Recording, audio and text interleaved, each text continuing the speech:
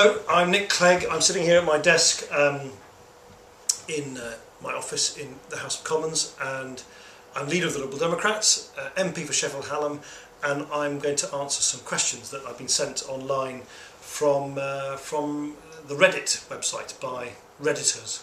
So the first question that I was asked was that Britain is traditionally a two-party system, and the usual response I get if I mention the Liberal Democrats, that's not me by the way, this is the person who's asked the question, is, well, I would vote for them but they won't get in anyway, it's a wasted vote. How are you intending to break this deadlock and change the mentality of the populace who would vote for you but don't consider it will make a difference?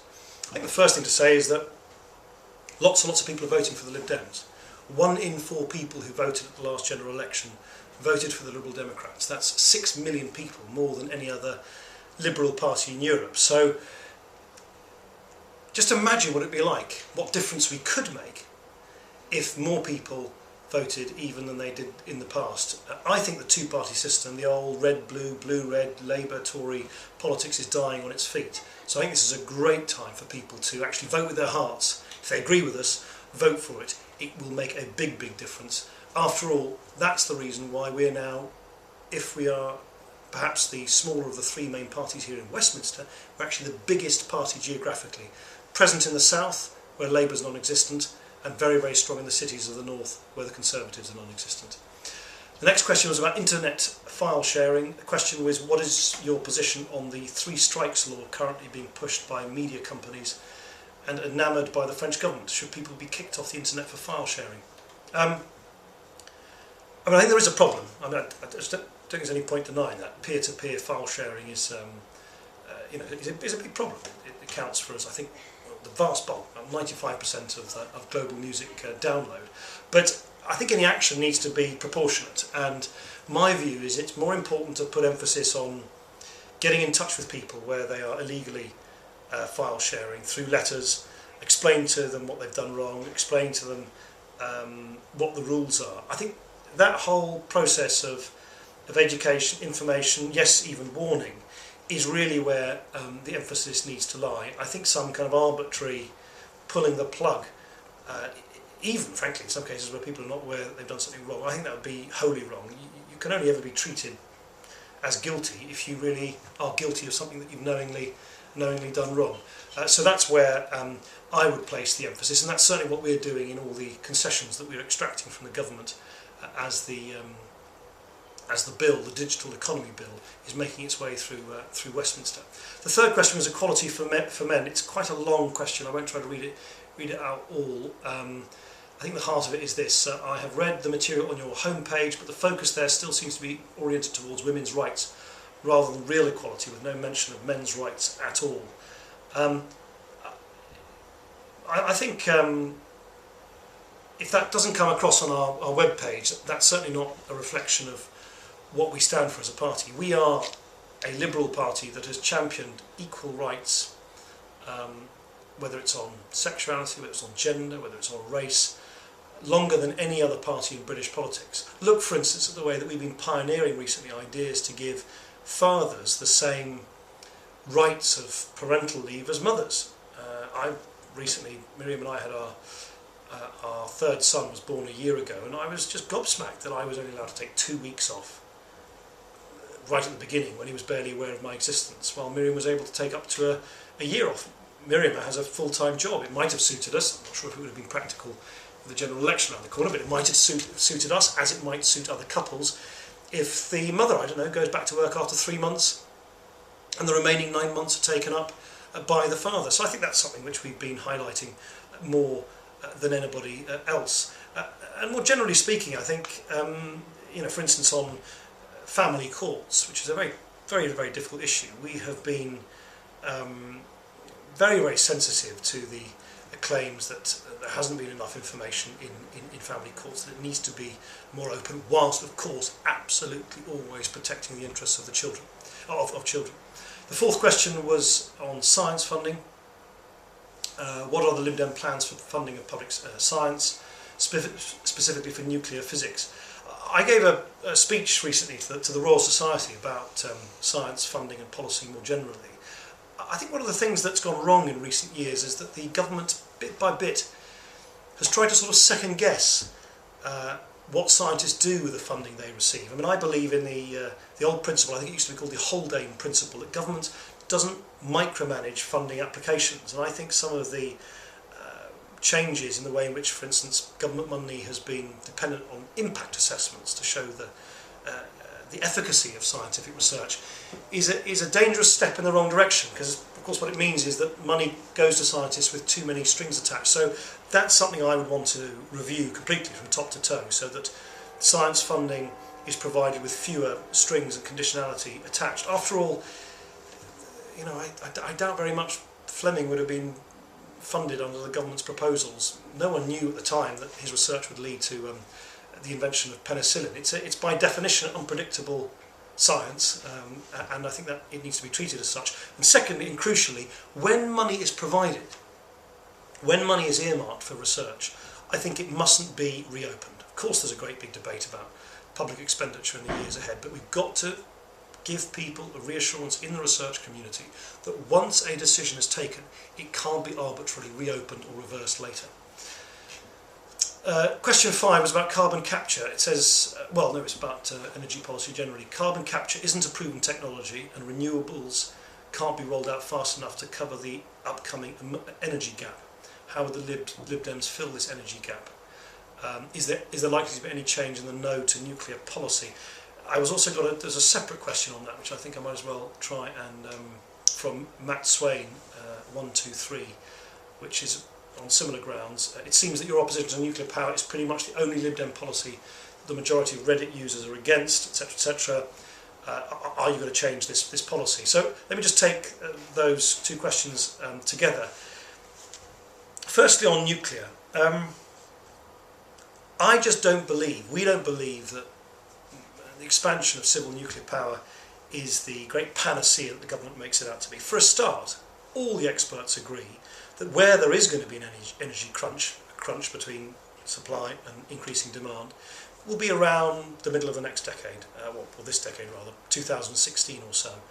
By the most optimistic scenarios from the government itself, there's no way they're going to have new nuclear come on stream until about 2021, 2022. So it's just not even an answer, even by under the government's own reckoning, for the existing or impending energy crunch. That's the first point. The second point is, I've got no theological opposition to the technology, but I have very, very strong reservations about the fact that, firstly, no one has got a workable, and let me stress workable, there are lots of theoretical answers to this, but no one's got a workable answer to the dilemma of what you do with nuclear waste, how you dispose of it. And secondly, there is not a single civil nuclear power sector in the world which does not rely on huge, huge amounts of taxpayer subsidy. Look, for instance, at the latest build of new nuclear capacity in Finland. We were told some years ago this was going to go according to time, according to budget. Guess what's happened? As it's happened repeatedly around the world, it's gone over budget, over time, and it's the taxpayer that's going to foot the bill.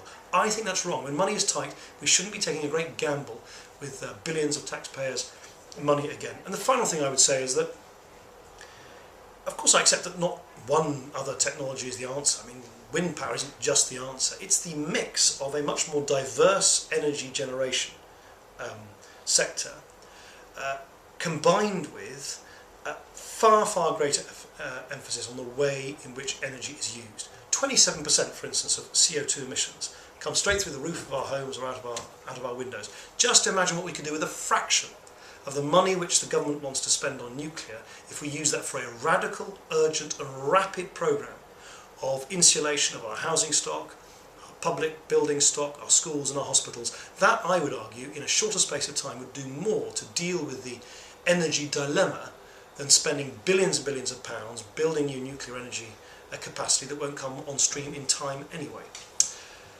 Media portrayal, that's the next question from Pastries, I think it is. Politics seems to be more and more about media image and knee-jerk reactions, etc., etc. How can we reverse this trend? Probably due to this and the need for statistics for announcements, there seems to be an excessive amount of focus on things that can be measured to the detriment of the overall good of a service, as the focus becomes the numbers rather than the principles involved. School league tables being an obvious example, police statistic can be another.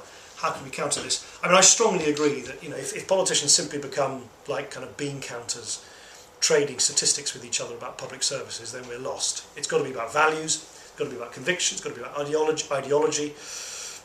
And I'm very clear, the ideology that, or the value that drives the Liberal Democrats is fairness. We want to see a fairer Britain. So if you listen out for the kind of things that I'll be talking about over the next few weeks and months between now and the general election, it'll be all about how you deliver fairness, not through massaging of the statistics, not through claims that you can measure this or that, but through some basic, simple policy ideas like making taxes fairer, raising the income tax threshold to £10,000 so that no one pays any income tax on the first £10,000 they earn.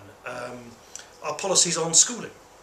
At the moment, it is just wrong, in my view, that the government funding system for schools means that if you're a poor child in inner city London, you get real support and help to get ahead. But if you're a poor child in Bristol or Cheshire or Rutland, you get a fraction of that help.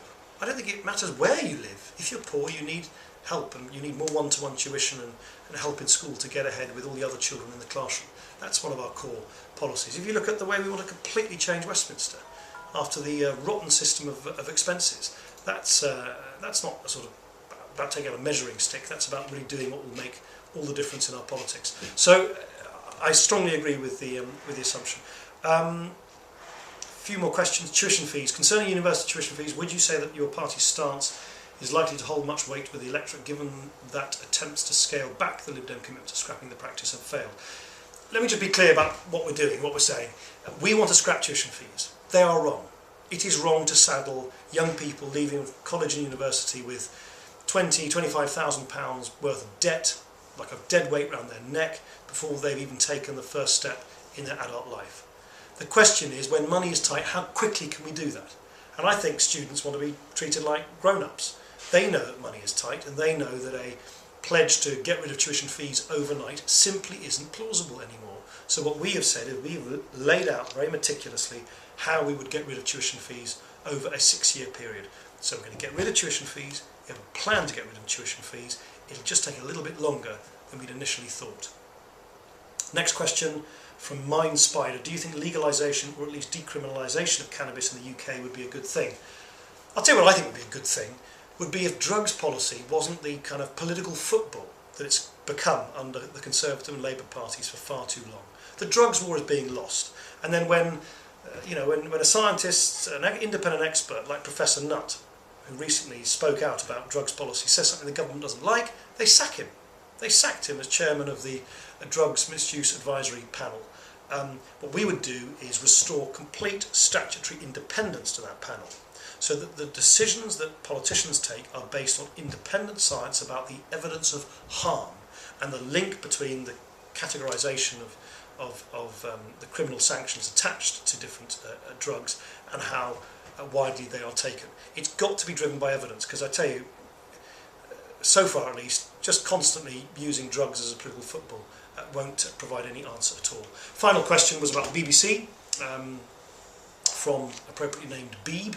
One of my main fears, Beeb says, is that the Tories, if elected, will dismantle or at least savagely neuter the BBC in the name of making it more commercially viable. What is the etc, etc. They've done great things, the BBC. What is the Lib Dem position on this? If we do end up with a hung parliament, you may have some considerable influence on the decision. I mean, I'm a huge supporter of the BBC. Do I think the BBC always makes the very best programmes ever? No. Do I think the BBC is completely infallible? Clearly not. I think some of the salaries they paid are unacceptable. I think, I still don't understand why the BBC ever owned the Lonely Planet book guide, for instance. I think they get into things which aren't really properly their business. I've even opposed, for instance, plans for the BBC to start local, very, very local websites, because I think it's a bit of a threat to local newspapers. So I'm not uncritical, but I think the BBC is a fantastic institution of which we should be really, really proud. And it worries me immensely when you see the Conservatives, for reasons that, I don't know what agenda they're pushing, seem to be laying into the BBC all the time, bullying the BBC, threatening them with their licence fee. I, for instance, strongly disagree with the top slicing of the licence fee. The BBC should be independent. It should have secure funding, but yes, of course, also operate on as level playing field as possible with other media operators. As I said before, some of the things that the BBC has gone into doesn't seem to me to be the business of the BBC, but we should value it and cherish it, not trash it. Oh yes, sorry, one final thing. Those are all the questions I had to ask. I think I was asked to ask Redditors a question. I guess my question really is this. We've got a general election likely to happen in 90 days or so. I think our democracy is in trouble. The last 2 elections, more people didn't vote than voted for the winning party. That tells you something. That should set alarm bells ringing. I'm immensely frustrated about the way in which I think both the Conservative and Labour parties are dragging their feet on really changing politics to make it accessible and fun and engaging people and making sure the turnout goes up. But I would love to hear from Redditors what your, I don't know, your top 3 suggestions would be about how we can really engage people so that more and more people vote at the general election, which is going to take place very, very soon.